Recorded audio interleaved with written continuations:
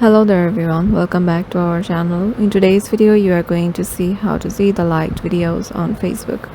So to do that, head over to the Facebook application first. Once you're there, make sure you have logged in into your desired account and then head over to the three lines icon on the top right. Now go to the video option in here.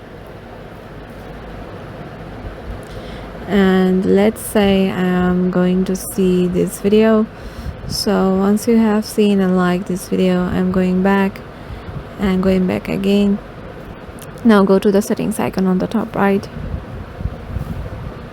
Now in here, scroll down and here go to reaction preferences.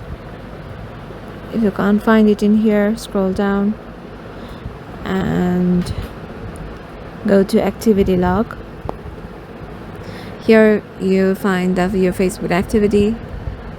Tap it. Now go to comments and reactions. Go to likes and reactions. So as you can see, this is a video I have just now liked.